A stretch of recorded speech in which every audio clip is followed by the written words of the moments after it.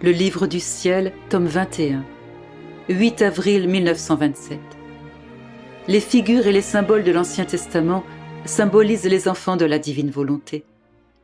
Adam est tombé de la plus haute place à la plus basse. Je suivais les actes que la divine volonté avait accomplis dans toute la création. Je recherchais aussi les actes qu'elle avait accomplis dans le premier père, Adam, ainsi que tous ceux des saints de l'Ancien Testament, spécialement lorsque la suprême volonté avait démontré sa puissance, sa force et sa vertu vivifiante. Et mon doux Jésus, se manifestant en moi, me dit : « Ma fille, si les grandes figures de l'Ancien Testament annonçaient le Messie à venir, elles réunissaient toutes ensemble les dons symbolisant tous les dons que les enfants du Fiat suprême allaient posséder. Lorsqu'Adam fut créé, il était la véritable et parfaite image des enfants de mon royaume. Abraham était le symbole des privilèges et de l'héroïsme des enfants de ma volonté. Et la manière dont j'ai appelé Abraham vers une terre promise où coulait le lait et le miel, en le faisant maître d'une terre si fertile qu'elle faisait l'envie de toutes les nations, était le symbole de ce que je voulais donner aux enfants de ma volonté. Jacob était un autre symbole des 12 tribus d'Israël, d'où devait sortir le futur Rédempteur qui rétablirait le royaume du divin Fiat pour mes enfants. Joseph était le symbole du pouvoir qui aurait été celui des enfants de ma volonté, et tout comme il n'a pas laissé les autres, ni même ses frères ingrats périr de faim, les enfants du divin Fiat auront eux aussi ce pouvoir. Ils seront la raison pour laquelle le peuple ne périt pas, et tous leur demanderont le pain de ma volonté. Moïse était une figure de puissance, et Samson symbolisait la force des enfants de ma volonté. David symbolisait leur règne. Tous les prophètes symbolisaient les grâces, les communications, les intimités avec Dieu qui auraient été plus nombreuses encore pour les enfants de mon divin Fiat. Tu le vois, ils n'étaient que les figures et les symboles de mes enfants. Qu'en sera-t-il lorsque tous ces symboles prendront vie ? Après tout cela est venue la céleste dame, l'impératrice souveraine, l'Immaculée, ma mère. Elle n'était ni une figure, ni un symbole, mais la réalité, la vie véritable, la première fille privilégiée de ma volonté. Et dans la reine du ciel, j'ai vu la génération des enfants de mon royaume. Elle était la première incomparable créature qui possédait la vie intégrale de ma suprême volonté. Elle méritait par conséquent de concevoir le Verbe éternel et d'amener à maturité la génération des enfants du Fiat éternel. Alors est venue ma vie en laquelle devait s'établir le royaume que devaient posséder ces fortunés enfants. Tu peux comprendre à partir de tout cela qu'en tout ce que Dieu a fait depuis le commencement de la création du monde, en tout ce qu'il fait et fera, sa raison principale est de former le royaume de sa volonté parmi les créatures. C'est l'objet principal de notre attention. C'est notre volonté. Et tous nos biens, toutes nos prérogatives et toute notre ressemblance seront donnés à ses enfants. Et si je t'appelle à suivre les actes que ma volonté a accomplis dans la création du monde comme dans la génération des créatures, sans exclure les actes de ma céleste mère ni ceux que j'ai accomplis durant ma vie, c'est pour centraliser en toi tous les actes de ma volonté et t'en faire don afin que puissent sortir de toi tous les biens que possède une divine volonté. Je pourrais ainsi former avec décorum, honneur et gloire le royaume du Fiat éternel. Par conséquent, sois attentive à suivre ma volonté.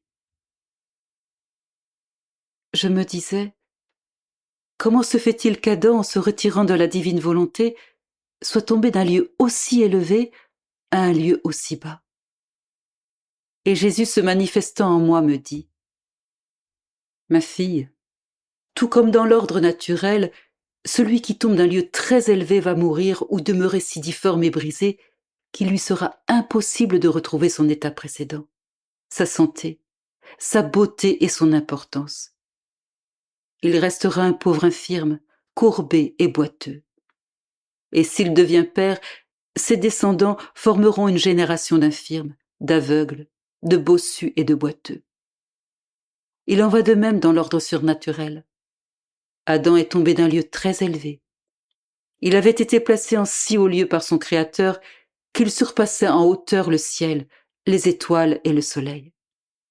En vivant dans ma volonté, il avait sa demeure au-dessus de tout, en Dieu lui-même. Vois-tu d'où il est tombé?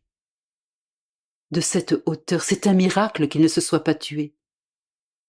Mais s'il n'est pas mort, le coup qu'il a reçu dans sa chute était si rude qu'il était impossible de ne pas en sortir brisé et infirme.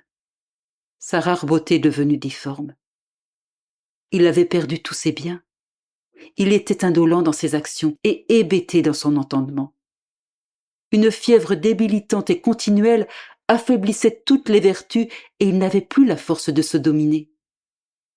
La plus belle caractéristique de l'homme, sa maîtrise sur lui-même, avait disparu. Et les passions ont pris sa place pour l'oppresser et le rendre inquiet et triste. Comme il était père et chef de toutes les générations humaines, il a engendré une famille d'infirmes. Beaucoup pensent que ne pas faire ma volonté est de peu d'importance. C'est au contraire la ruine de la créature. Et plus la créature agit selon sa propre volonté, plus le mal grandit et plus l'abysse dans lequel elle tombe devient profond. Je pensais alors en moi-même. Si Adam, en se retirant de la divine volonté seulement une fois, est tombé si bas, et a changé sa fortune en misère et son bonheur en amertume, qu'adviendra-t-il de nous qui nous retirons si souvent de cette adorable volonté? Mais mon seul et bien-aimé Dieu ajouta: Ma fille, Adam est tombé si bas parce qu'il s'est retiré de la volonté expresse de son Créateur, qui voulait éprouver ainsi sa fidélité envers celui qui lui avait donné la vie et tous les biens qu'il possédait. Plus encore, de tous les biens qu'il lui avait gracieusement donnés, Dieu ne lui avait pas demandé de se priver de beaucoup de fruits, mais d'un seul, et pour l'amour de celui de qui il les avait reçus. Et par ce petit sacrifice qui lui était demandé, Dieu lui avait fait connaître qu'il voulait simplement s'assurer de son amour et de sa fidélité. Adam aurait dû se sentir honoré que son Créateur voulût s'assurer de l'amour de la créature. Qui n'aurait jamais pu croire que celui qui devait l'attirer et causer sa chute n'était pas un être supérieur à lui, mais un vil serpent, son principal ennemi. Sa chute a entraîné de plus graves conséquences parce qu'il était la tête de toutes les générations. Il était donc naturel que tous ses membres subissent les effets de leur tête. Tu vois par conséquent que lorsque c'est ma volonté expresse qui est commandée et voulue, le péché est grave et les conséquences irréparables, et que seule ma divine volonté peut réparer un mal aussi grand que celui d'Adam. Par contre, lorsque ma volonté n'est pas exprimée expressément, qu'il y a du bien dans l'acte de la créature et qu'il ait été accompli purement pour ma gloire, le mal n'est pas si grand, et il est plus facile d'y porter remède. Mais bien que ma volonté ne lui soit pas exprimée de façon expresse, la créature a cependant le devoir de prier pour connaître ma volonté dans ses œuvres.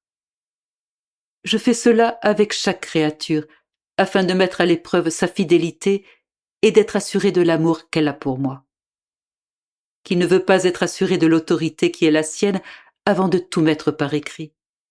Qui ne veut pas avoir l'assurance de la fidélité d'un ami ou de la loyauté d'un serviteur?